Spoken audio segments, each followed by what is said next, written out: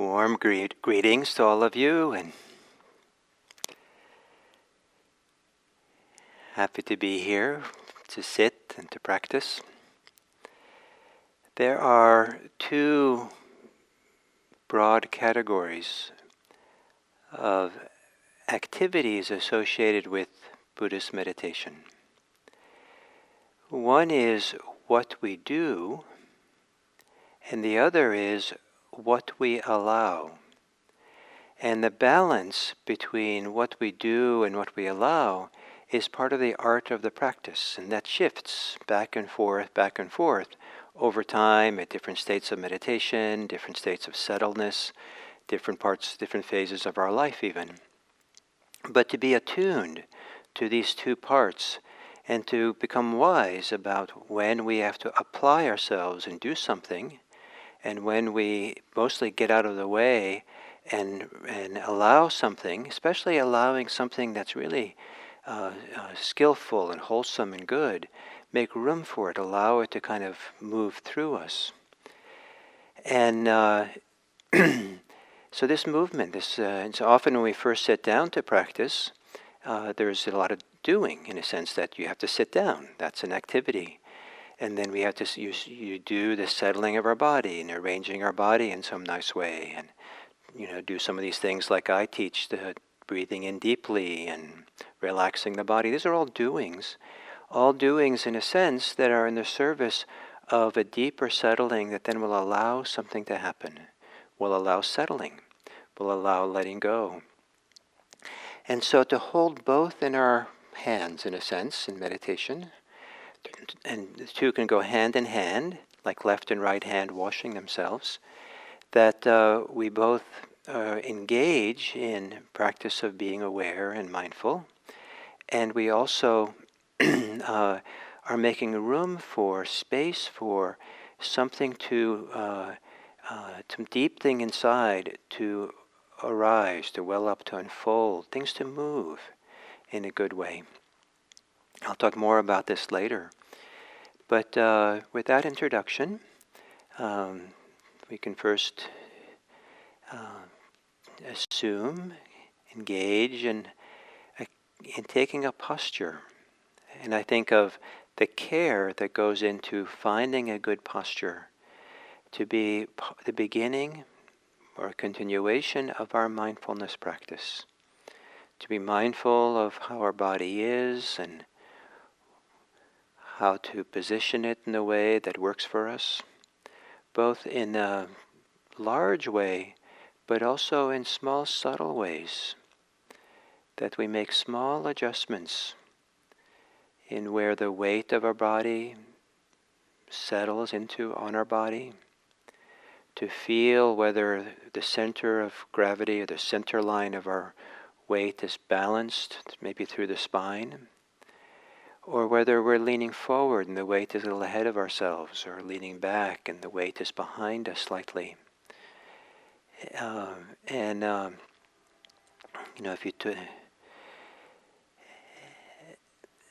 If you hung a plumb line down through the center of gravity where your weight is balanced, is it really right? Are your body right at the center of that line in the center of you? Not leading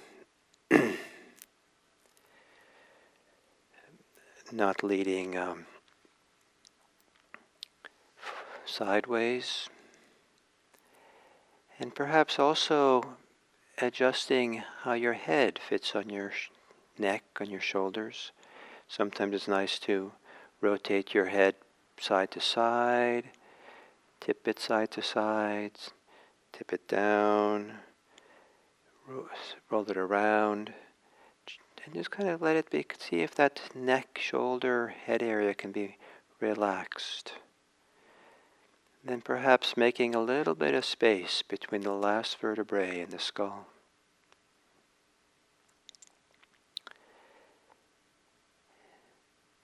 And it's possible maybe to more doing that we do is the doing of relaxing, releasing the holdings in the belly, releasing the belly so that it hangs forward, settles downwards. There's a way in which as the belly relaxes and expands, that what's above it can also settle. The area around the diaphragm, the solar plexus.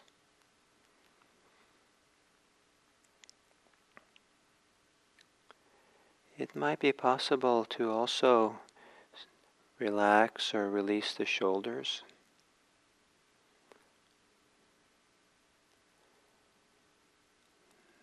And it might also be possible to pull the shoulders back just a teeny bit. So it's within a natural way of being, and not forcing it.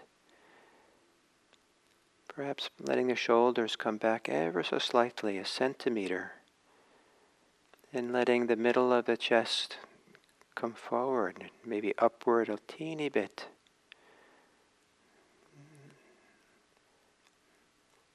Maybe not with effort so much as allowing the chest to open.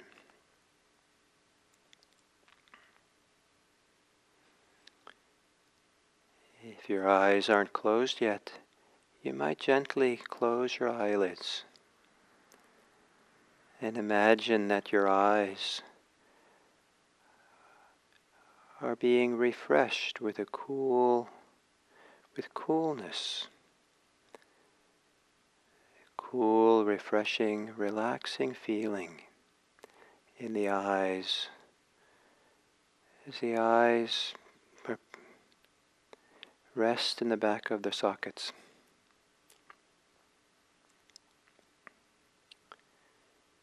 And you might also drop your mouth open and then gently so that your jaws relax.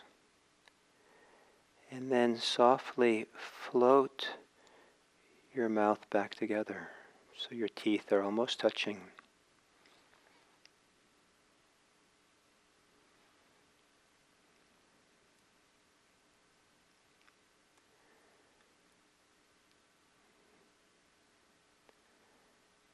And then to open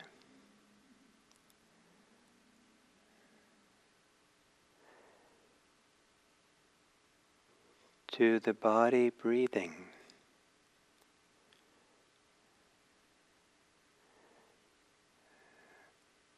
Perhaps ever so gently, a little bit fuller, deeper breaths than usual. Not forcefully, but a little more conscious and open and deeper breathing. Hopefully in a way that feels comfortable and nice.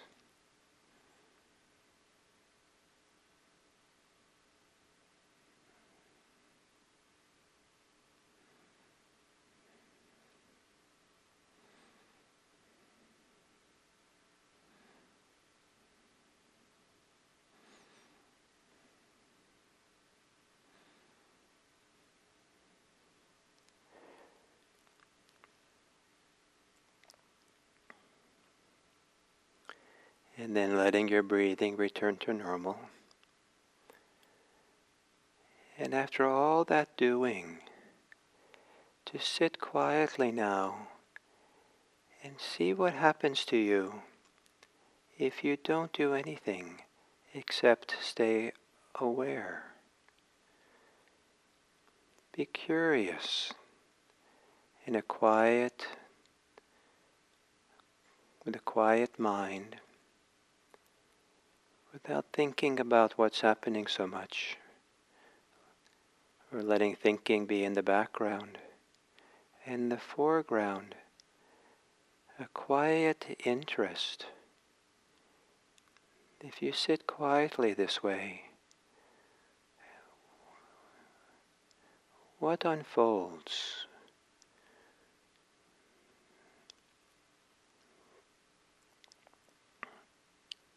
What sensations of your body arise, express themselves?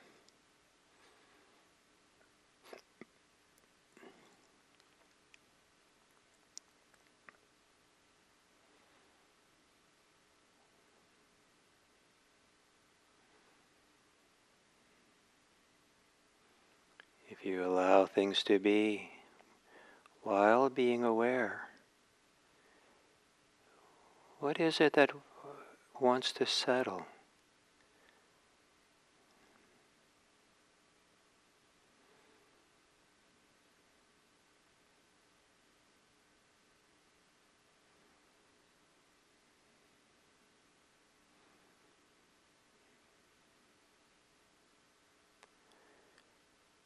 If you allow things to be and feel the silence and stillness that's here,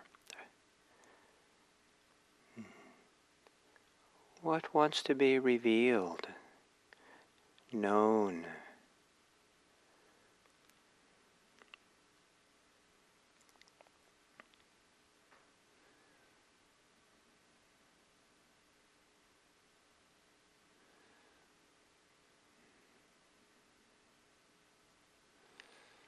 And if what you know is pressure or tension, contraction associated with thinking, maybe in your forehead, behind your forehead, in your brain, around your eyes or jaws, perhaps you can relax, soften the tension.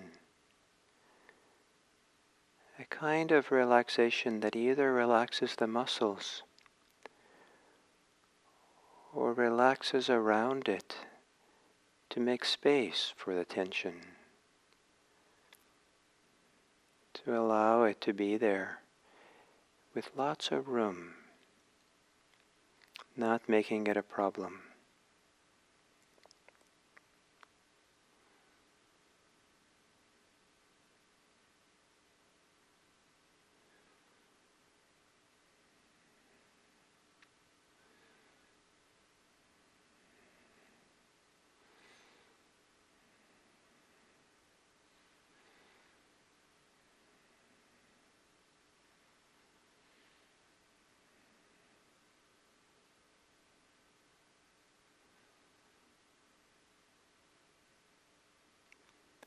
And part of the art of doing and allowing can be done at the same time with focusing on breathing, allowing yourself to experience the body breathing, allowing the body to breathe itself. And the doing, the doing is to have the awareness be intimate, intimately attending to the experience of breathing.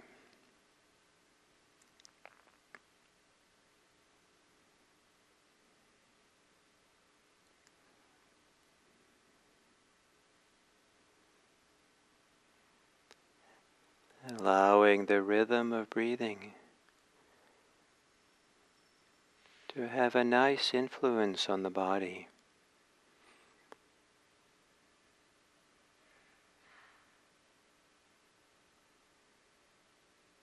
The rhythm of the body breathing is like a massage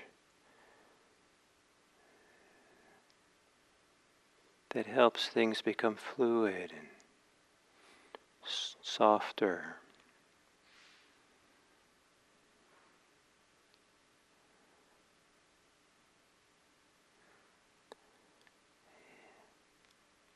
And if you can be careful with how you're mindful, having mindfulness itself have qualities of softness and allowing, even if it's directed towards breathing. It's as if the mind that's aware is also massaged, quieted, settled by the rhythm of breathing in and breathing out. Allowing your life, your concerns to become simpler and simpler, So the main concern is the practice of being with and allowing the body breathing in meditation.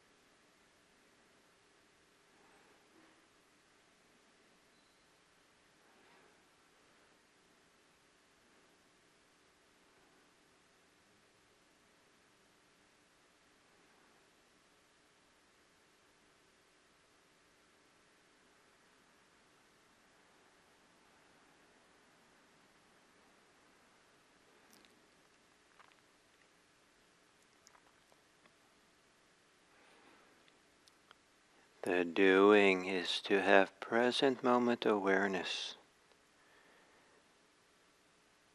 And within that awareness, whatever is known, Allow it to be there. Allow it to unfold and move. Don't freeze it with your ideas and judgments. Present moment awareness that allows has room for all things.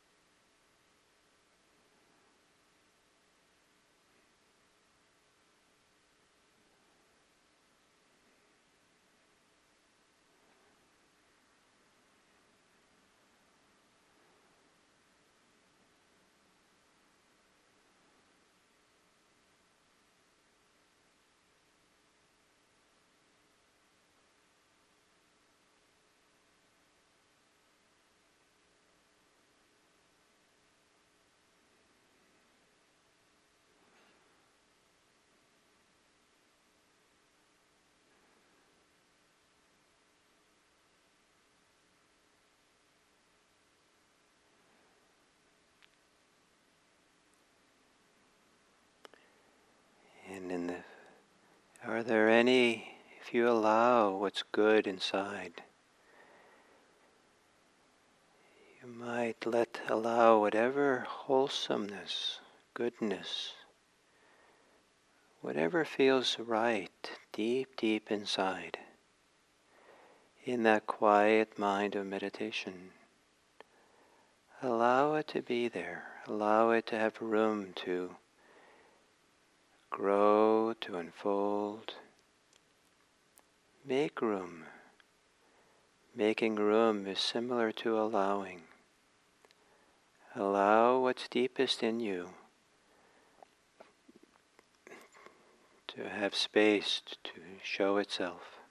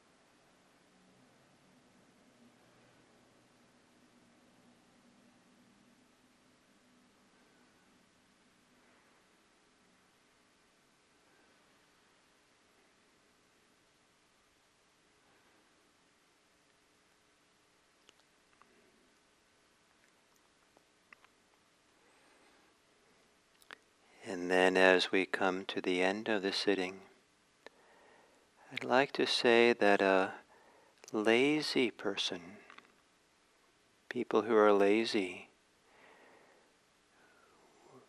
will all too easily give in to the impulses we have on the surface impulses of, and the lazy person won't give the time to connect to what's deeper in us. Forces like greed, hostility, resentment, certain kinds of anxiety, doubts, belong more to the surface of the mind, surface of the heart. But things like love and generosity, kindness, peacefulness, even wisdom, belong to what's deeper, more intimate. If we don't give in easily, lazily,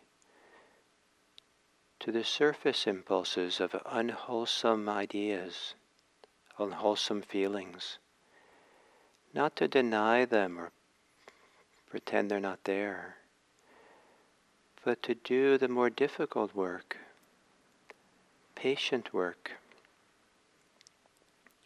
of finding our way to a connection to the deeper impulses, what has deeper integrity or wholeness within us, that doesn't fragment us, but rather makes us whole. This is a task of meditation.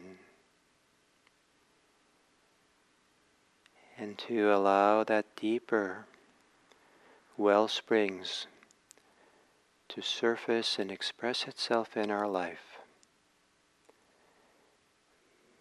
May the depth of our goodness be available for us today to inspire us to live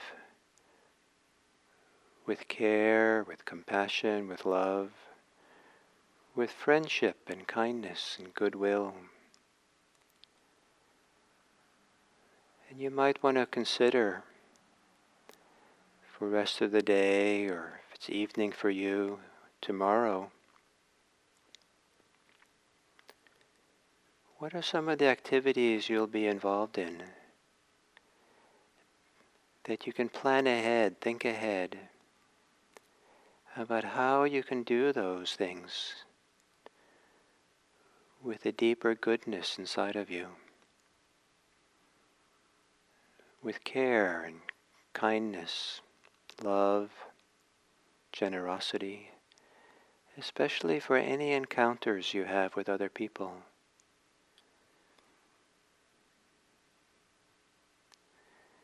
And may it be that the meditation practice we do not only benefits ourselves, but is a source, a foundation for benefiting this world. May all beings be happy. May all beings be safe. May all beings be safe enough to allow the depths of their goodness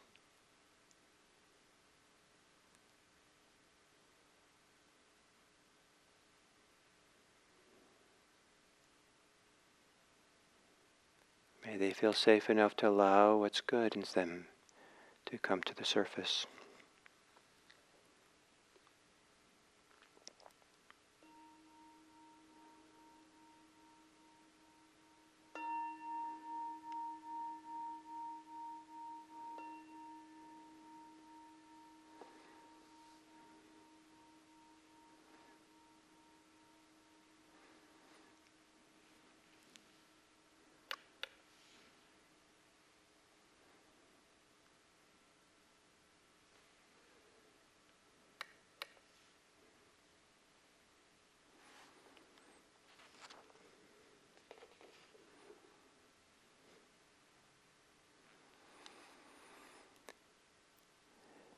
So today, continue the talks on the Fourth Noble Truth.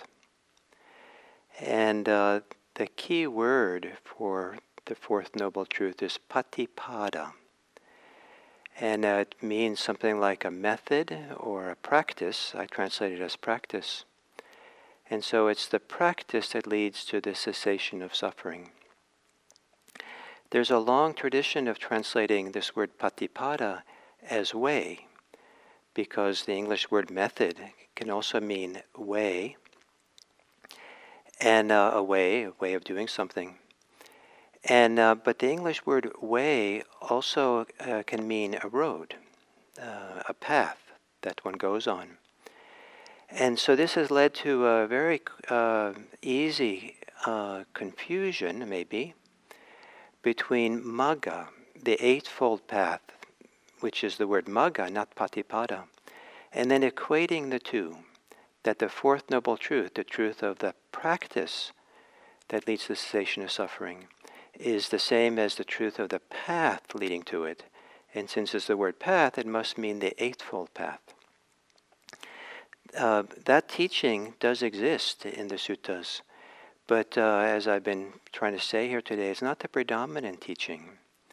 But there is a strong connection between the Eightfold Path and the fulfillment, the awakening that this Four Noble Truths points to. So the way I've been teaching this Four Noble Truths is that there's this two-step process of deep insight, deep encounter with inconstancy, with how things arise and pass away. And that is not really so easy to understand often in daily life, but rather it's really something to discover in the deep stillness of the mind, the quiet of the mind. And where we there in the present flow of present moment experience. And then, as I said yesterday, to make space for that and discover a kind of freedom that in that space, in the non-involvement, non-entanglement with the flow, the stream, the river of life as it flows through us, as we are part of the flow. So there's some kind of freedom there, and that, and to understand and see that this is the way to this is the way, the practice for the cessation of suffering. It doesn't require us to understand the cause of suffering, but it does address some of the things that do cause suffering, the clingings, the holdings, the craving that are interfering with that flow, getting caught in that flow. So first, the practice is to understand in a deep way that this is the way forward, at least in insight meditation.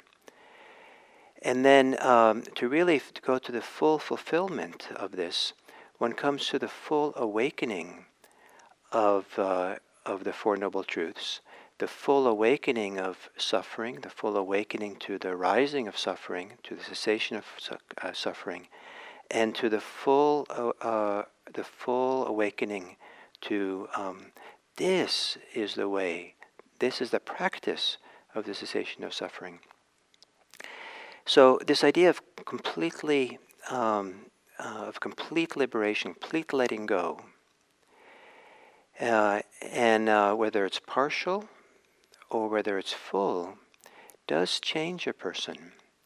And this change is sometimes called the Eightfold Path. And so there are two meanings of the Eightfold Path. The one that's most associated with the contemporary interpretations of the Four Noble Truths is that the fourth truth is the Eightfold Path. And it's the path, the practices we have to do to build up the momentum, to be on the path that lead eventually to liberation. The stronger idea in the early suttas around the Four Noble Truths connected to it is that the Eightfold Path is not a path that leads to suffering, but rather it's an expression, it leads to freedom from suffering, but rather is an expression of our liberation. So someone who becomes a stream enterer, entering the stream, of the Dharma, is the first stage of awakening. And in the suttas it says, defines that the stream one enters is the Eightfold Path. So rather than the Eightfold Path being the way to some degree of awakening, with awakening one enters into the Eightfold Path. The Eightfold Path, that the suttas say, originates in oneself. There is no Eightfold Path outside of ourselves. It's really it's found in ourselves, and it's found in ourselves with some degree of letting go, some degree of liberation and freedom, and then to live by the Eightfold Path is not so much a living by taking on there's all these lists describing the Eightfold Path, and you memorize the lists, and you have to do this here, and this here, and this here, but rather it's a description. The Eightfold Path is a description of how someone begins to live when they have some degree of freedom, when they've touched something deep inside, their goodness, their wholeness, their lack of clinging and grasping. And this idea that with some degree of liberation, practice begins to unfold in it, more we allow for it to happen, is a big part of the Buddha's teachings.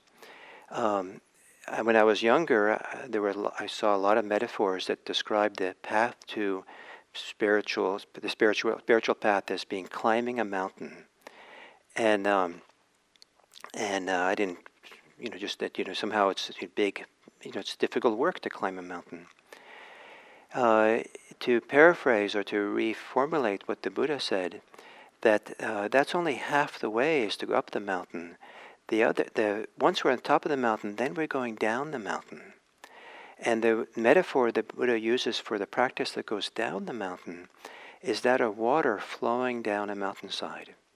That when it rains on the mountainside, the water gathers together into little streams, creeks, rivulets, and the creeks becomes streams become creeks become rivers become big rivers, and it just keeps flowing all the way down, eventually gets to the ocean. And the water will flow downhill unless there's something blocking it. So the practice, at some point, when we get to the top, and we just allow the water, allow the momentum to flow. The Buddha did use, the other time he used the example of a river, that in a river, and everything will flow in the current of the river unless a log will flow in the current of the river unless it gets stuck on the side, on the shore, or if some person on the shore grabs and holds on to the log. But if the log stays in the middle of the current, it'll go all the way out to where the river goes, to the ocean.